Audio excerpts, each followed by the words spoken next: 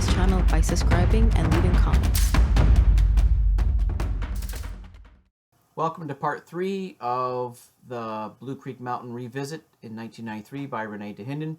Just know that in part 3, René is joined by fellow researcher who has since passed on, Warren Thompson, who was from California, and Warren Thompson was an avid collector of Sasquatch materials, newspapers, magazines, books, anything to do with Bigfoot, Sasquatch. He was an avid collector, and Daniel Perez ultimately purchased from Warren's family after Warren's passing that collection and has it with him in California as well. So you'll hear the mention of Warren, and you'll hear Warren talking every now and then. So here's part 3. Enjoy. Well, this is Thursday, the 28th of October. We're just walking down the road a little bit. I want to show Warren this peculiar pine cones here. That's an old little, well, from that big landing here, I guess a road here they drove down. So, Christ. Okay, here. Just thought an odd little thing which they have so many different trees in this part of the country. I read some place where they say it's the most diversified forest in maybe even North America or whatever. Anyway, look at this pine cones here. I don't even know what trees it is. See this? Look at how, where are we? You see this cone here? Look at how it peels open. One, you see they're closed like this here, okay?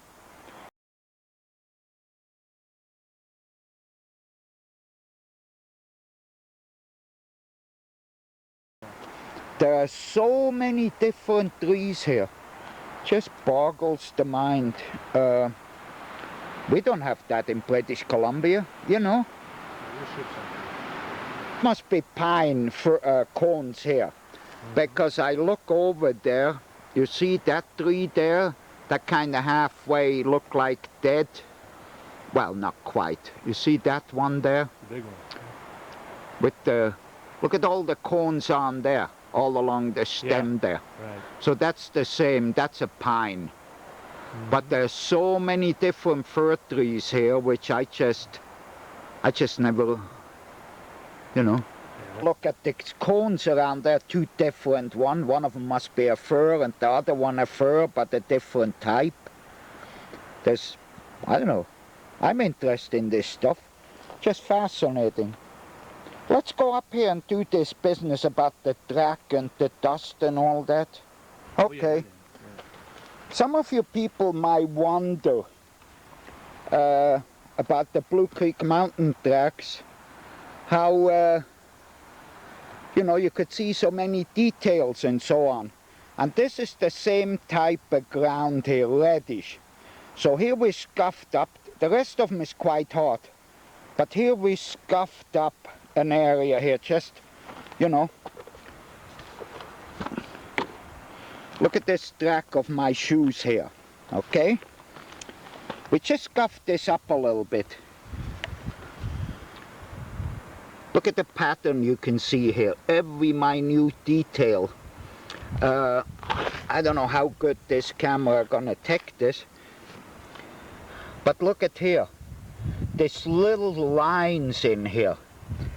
So, at that time when the tracks were made, that's how it was, except way more dusty. There was, I don't know, as much as half an inch dust there. That's why it left this perfect pattern there and perfect tracks. Let me put my hand down.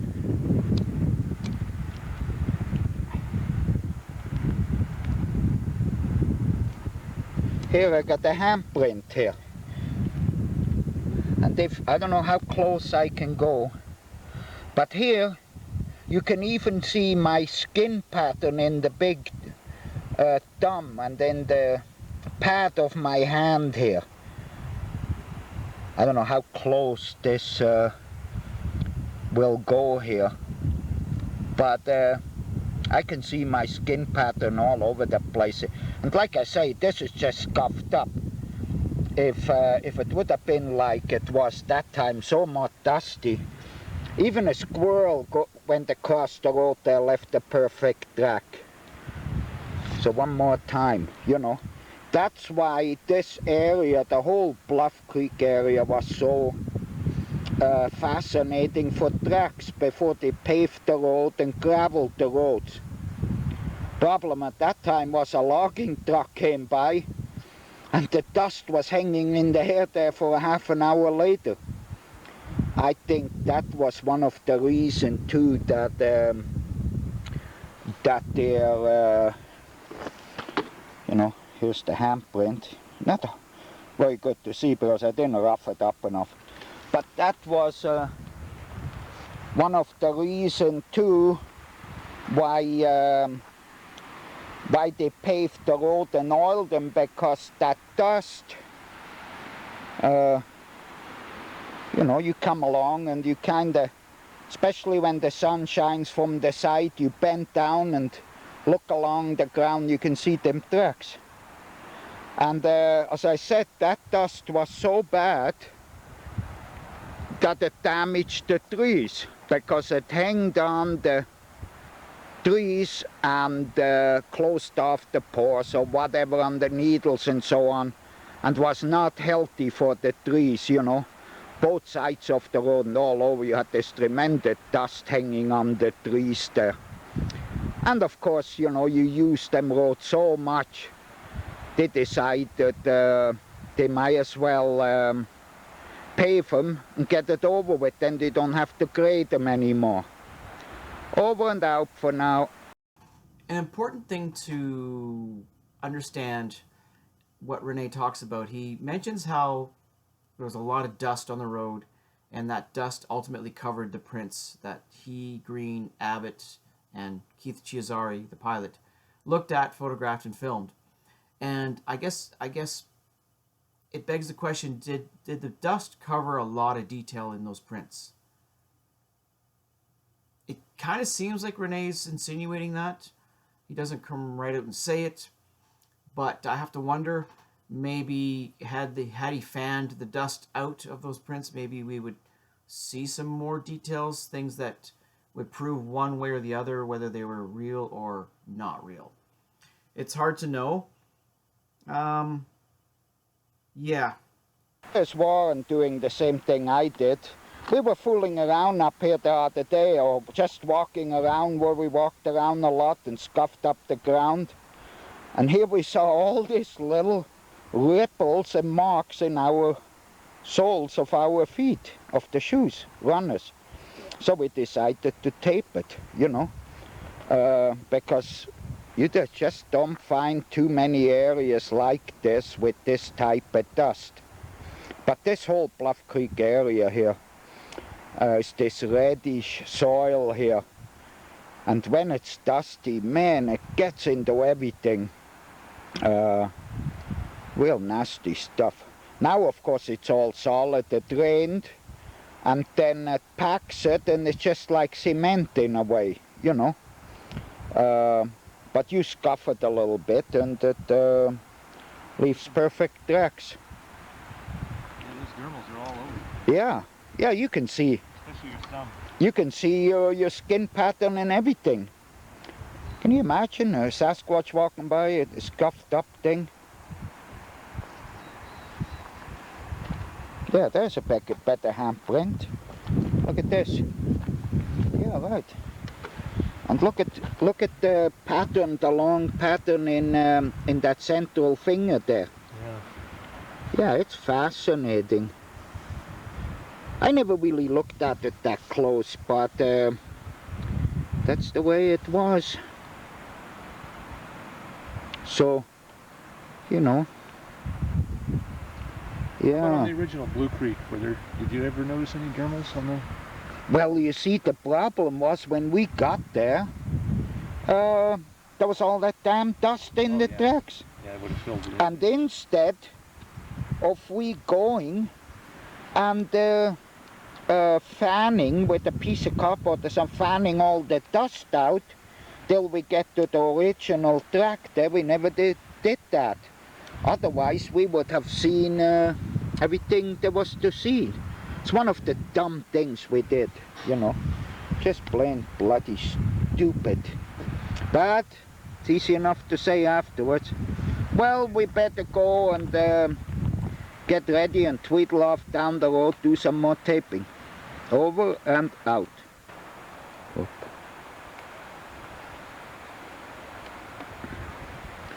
Okay, we are going back to the track site of 1967 where Green, Dahinden, Don Abbott were. Tracks found by Bud Ryerson of the local area here. This is the road going to a Blue Creek mountain here. We are going, there is a parallel road running to this one here, the new one. This one was the old cheap trail or access road, which I didn't even realize was in here till this time.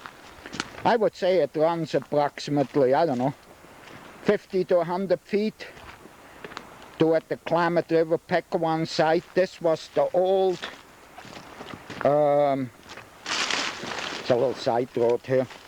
Well, anyway. Jesus. It's all over going right now. This little short section. This here's this typical bear grass I tell you afterwards. Oh, I took the wrong turn here. Okay. It's about 50 to 100 feet in here. Downhill here.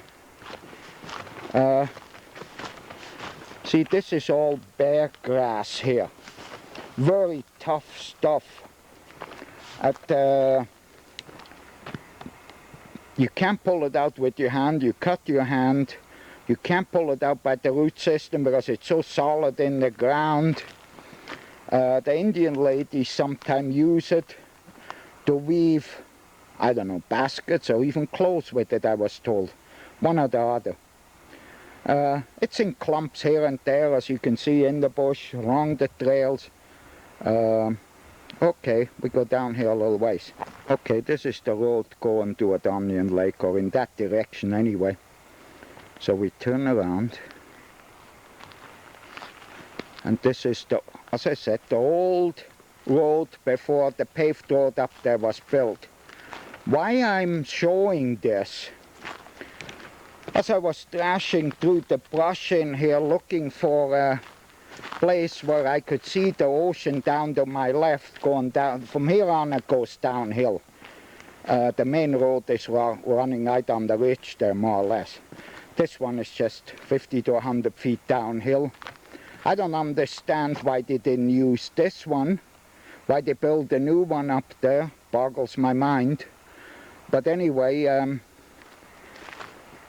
I will show you later on there what the idea is for showing this road here. This is going toward the direction of Blue Creek Mountain, which is really, as Warren pointed out, a wrong term to use, because it really isn't a mountain, it's a ridge. It's a wooded ridge. My view of a mountain is rocky and peaks and so on. So this is Blue Creek, I guess they have to call it mountain, or Blue Creek High Point or whatever. Blue Creek Hill, you know, 4,808 feet. Yeah, I don't understand why they didn't use this road here, just make it wider and so on. Why they had to go and build the one of them on top there. I mean, there are no steep slopes here or anything. Well, you can see how far it goes, so I'm turning it off for now. Okay, here's the trail kind of splitting, not really, but the main road, or the old road here, is going down the hill, okay?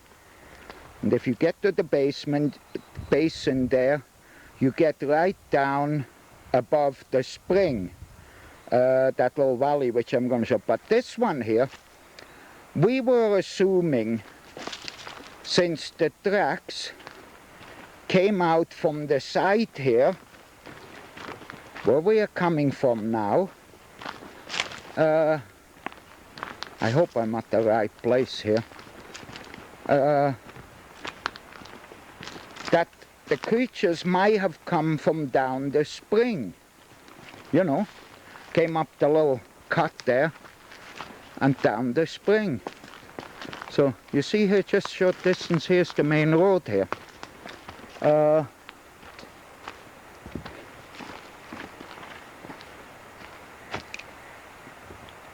Actually, the big tree you see here, that's the one where we thought the track started. You could have come down a little bit further in the bush here and then onto the main road here. Might sound a little confusing, but not really. René mentions that the prints came out of the woods and ended up on the road in a few different locations. What I'd like to know is, was it clear that they came out of the woods and ended up on the road? Could you see any prints or impressions in the woods that ultimately ended up on the road? That's important to know, because it would change the game a little bit here. But again, as I mentioned before, the substrate may be not able to capture prints if it's really dry, compact forest floor. It just wouldn't necessarily capture imprints. So we don't know. It would be nice to know, but fact is we don't know, and that's the problem. So many questions, so few answers. Let's continue.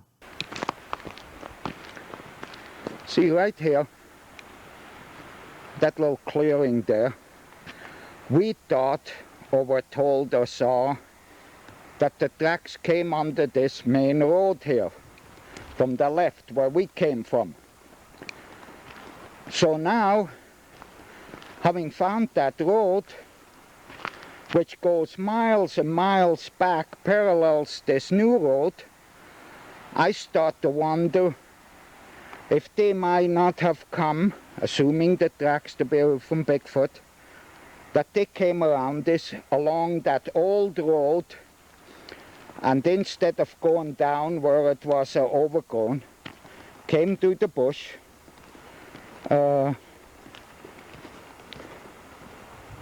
just in here, over there. The road is only, I don't know, 50, 100 feet away. Came through the bush from that road there, from the left, the Onion Lake area, Onion Mountain area, up under the road here, down here, as I said before, on another tape, which I might or might not use.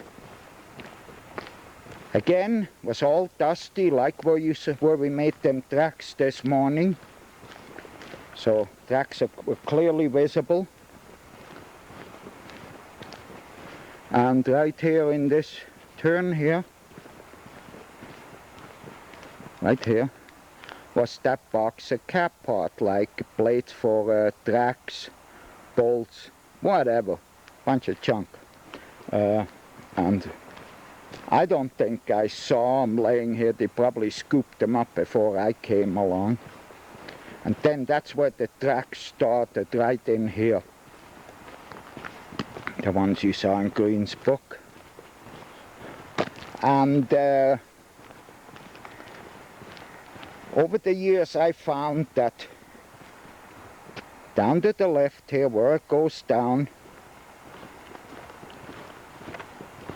right here, down here, see down there, that goes down to the spring, about, I don't know, 200 feet down where the water is, the only water in this area here.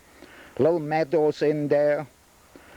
Was a fenced-in area where the guy, I guess, had a horse or horses.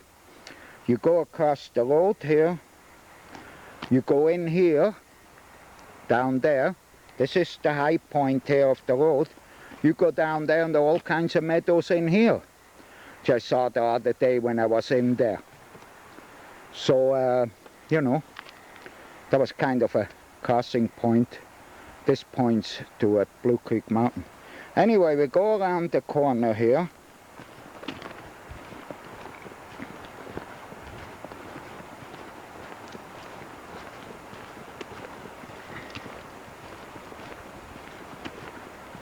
So there were tracks all along the side here.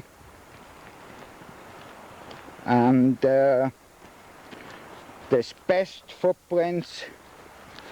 I'm staying behind this tree here. Let me have a look at my notes. Best tracks on the track of the Sasquatch, Green's book, page 30, was taken right up there by that piece of wood there, or a little bit further, right here. And I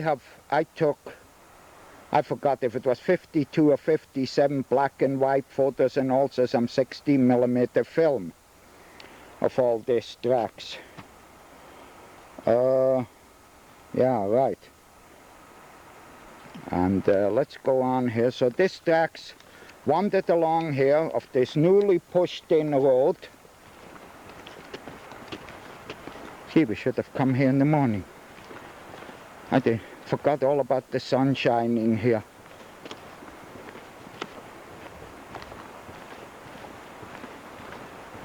Well, I stopped it. There were tracks all along the left side here. And they jiggle back and forth here. Sometime 2, 3. Seemed to be a debate if there are 2 sets or 3 sets. 15-inch, 12.25,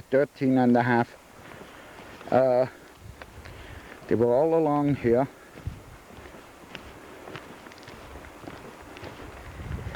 And you know, you can see here, you're nearly right on the top of the mountain here. I mean, there's just a few more feet higher and that's it. So you're running along here. Track came along here. And someplace along here, on page 46, where you have 2 tracks crossing each other side by side. Like I say, I have a lot more photos here. The tracks were jiggling along back and forth here. And then they went in here. Because the road goes to the right there and kind of big circle around. So it was just like they were cutting off that turn here. They went across country here. Let me stop here. Well, since we are here, I put a little gizmo over my lens. So, son, look at the view you have right here. I'm standing where them double tracks were. That's looking down the Klamath, Pequawan. Whoop, I'm pressing that button again. Drainage down here. Look at the view, eh? I better pull it down, otherwise my lighting is all down below on this hill here. Whoop. It's very dry here, but you can see over there it's heavy timbered. See part of the road. Then the road runs all along that ridge there, I assume, wherever. And that looking down to Wichipeg and Trinity Alps and all that area, wherever. Great, fantastic view here. Like I say, this is very dry right in here, very hot in the summer months. Well, anyway, we jiggle up here some more. Whoop. Anyway, these tracks went along here, jiggling back and forth. And I think up here, someplace here, is where the smaller tracks went to the right, up the bank here, which is very rocky and everything, and disappeared. And the big tracks were still in here, one place we thought circled back and came back on the road again. So we are going up the road here some more. Green and I counted the tracks. I think we came to 500-600 tracks in here, and we estimate, taking everything into consideration, that there probably were 1,000 to 1,200 footprints here at the time. I forgot the exact spot where the big tracks disappeared to here from the road. So, you know. Look at all them trees here. Man, they have a wind blowing. Well, I'm gonna stop here. Here, by this dead tree here, that's the road going up to the lookout, or which was the cabin. I filmed that once before. I think you can see from here, see that tree there with the steps going up there. That's where the guy was sitting up there looking around during the war, I guess for Japanese fire spotting and so on. And the way I understand, he had a wire running all the way down the valley, I guess, or wherever, where he could, I don't know, cranking phone or whatever he used to signal. And he was up here during the war, and somebody told me way back in the 1930s already. Over and out.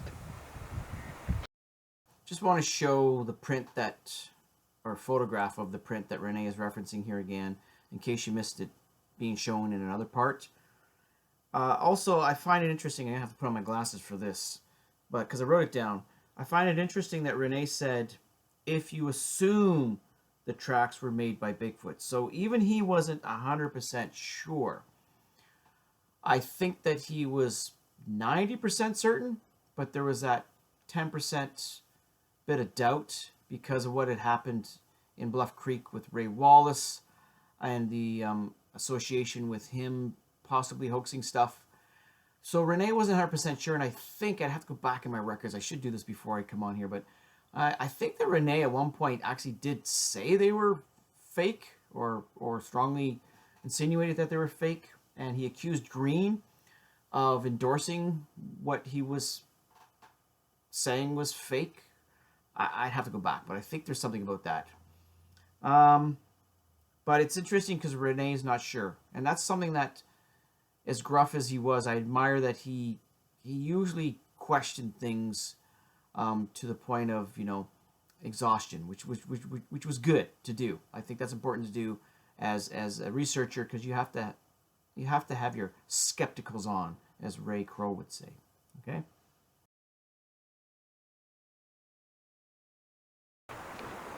They're big trees too.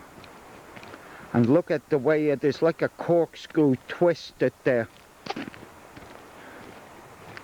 Some people are gonna say Bigfoot's twisted it around. Ha, ha, ha.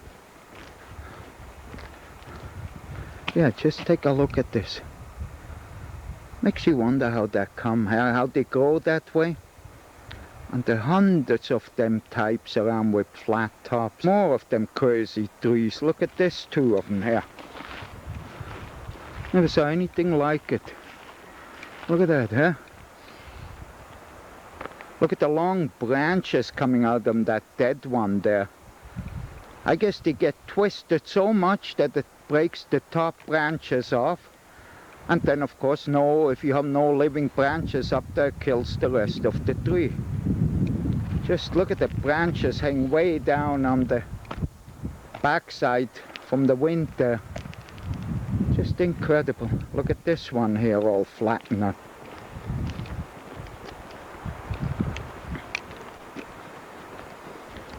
Let's look what it looks down here, walking along the road. This here, there's an old jeep trail going down here. Over there, you walk out, and that goes right down the Peckawan, down to the Klamath River. I drove it up on the other side with the trail bike, but years ago, and then there was so much snow up here in March, April, someplace in there. Couldn't go any further. But I wouldn't dare going down there now because it's very washed out down below here. But it looks a little bit further down better. Well, maybe a four-wheeler or a three-wheeler Honda might be the thing to use, but anyway, I have no intention going there. Look at that tree coming up, that big pine, just incredible the size. Sure, go a little bit closer. I want to show you that tree there. It's as thick on the bottom as it is on top. It seemed to be equal, just and straight as a whistle. Big pine with the top flattened out again. There's a dead tree trunk in here, which is all twisted around. That will give you some idea of this country in here anyway. So let me point you to the right. All this walking we do down here, the tracks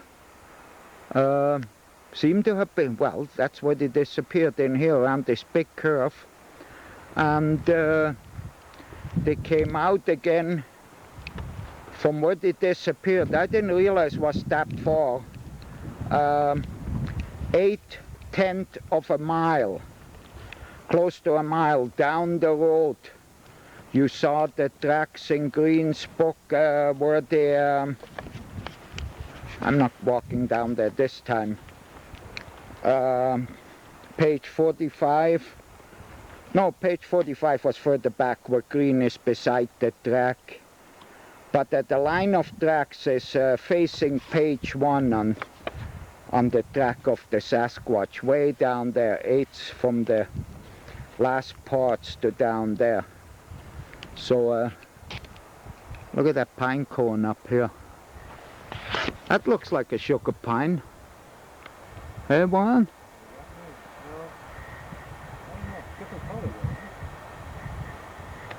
That's a big pine cone. Maybe it's not. Oh, there. Oh, I see. Yeah. Yeah, who knows? Yeah, well, you guys might think we're pine cone crazy, but are not. But we're just looking for some of them big pine cones to take home. Because, I mean, man, 14 inches long. The biggest one I ever saw. Well, anyway, the road is going down the hill here.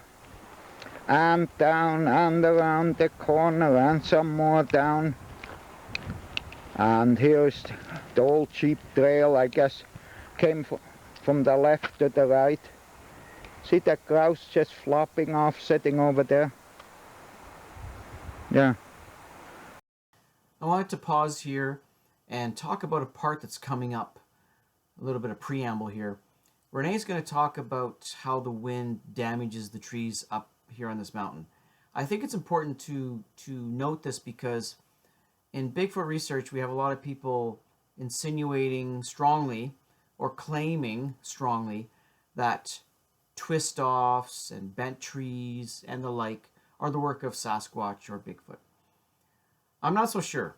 The weather, wind, rain, snow, expansion of water when it freezes can cause a lot of changes to wood. This is important to know because a lot of people out there just think that, well, I can't explain it because it's something unusual, so it must be Bigfoot. Not necessarily. Most of the stuff, if not all the stuff, well, not all. Most of the stuff I've seen photos of that is purported to be the work of Sasquatch twisting or manipulating wood, I could explain by weather. And so just know that up there on Blue Creek Mountain, the wind is so strong that it literally twists massive trees, twists the bark, the stalk of the tree. It's crazy, but it happens. The weather over time does a lot of things. We see what it does to rocks. You know, water, for one thing, can really cause a lot of damage to rocks and weather them down. Wind can do the same thing. Rain can do the same thing. Well, that's water. Ice, snow, you name it. Just know that, look for the obvious explanation rather than seeking out the less obvious, or should I say, look for the ordinary explanation rather than seeking out the extraordinary first. That will be the end of part 3. There will be probably just one more part, possibly a second one. I don't know, because I don't know how long my talking is going to take and whatnot, but stay tuned. Part 4 is coming up, and there's some interesting things that René shares with us, so stay tuned. Take care.